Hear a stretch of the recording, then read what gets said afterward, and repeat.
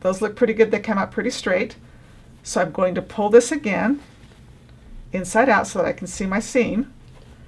And now I'm going to trim and grade that top edge. I'm going to talk just a little bit about why we did what we just did as opposed to what the guide sheet said to do. Your guide sheet would have had you with this seam pulled down in place, and when you turned it right side out and after you trimmed and graded, you would either be hand stitching this closed or edge stitching it closed with a trimmed and graded seam already, and the risk of that is a very, very weak corner that frays out.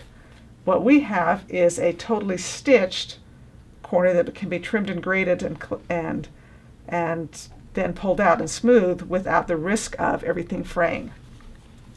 So that is why we did that, so it'll allow us to trim and grade after we've sewn that edge rather than sew the edge and now be trying to stitch on a trimmed and graded seam. So we're going to take this top edge and we're going to trim our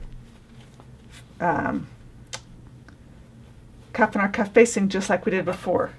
This is a corner, 90-degree corner, so it gets cut diagonally across the corner, and you can truly just cut that and cut fairly close to the stitching because remember it's back stitched to the edge and taken care of. And then I'm going to take my cuff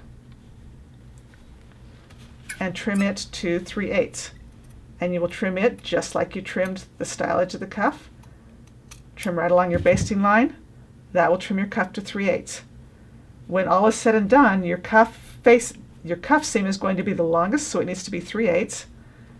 Your sleeve seam that is sandwiched in between there needs to be 5/16. And then you are going to leave your cuff facing untrimmed other than the corner edge here for just a minute, then we'll come back and trim it to the 1/4 of an inch. And so your cuff again is 3/8, your sleeve is 5/16, and your inner facing is going to be that 1/8 of an inch, or lay the scissors on the side and trim it as close as you can get it. So I'm going to trim and grade for a minute and then we'll chat again about what's going on. Okay, so I've trimmed my cuff to 3/8, trimmed my inner facing to the 1/8, trimmed the sleeve down to the 5/16, and now I'm going to again come back now and just look at my corner.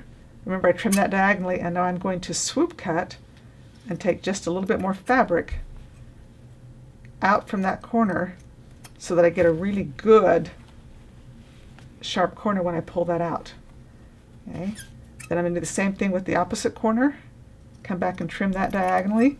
Notice when I do that, I always put my thumbnail right on that intersection so that I can't cut too close and cut a hole in my cuff.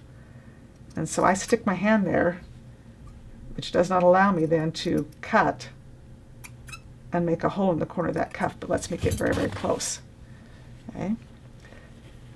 Now it pulls out very easily right sides out. If you just hold on to your placket and pull that corner comes out and it pulls out very smooth and very easy now that it's been trimmed and graded, and lays very, very smooth, and the placket comes right out of the corner and looks very, very nice. That's what we're after. And by doing that and trimming and grading and sewing it the way that we did, you saw how close I was able to cut and trim, but that corner is already sewed and it's sturdy and durable rather than trying now to come back with a needle and thread and hand sew that little trimmed edge under.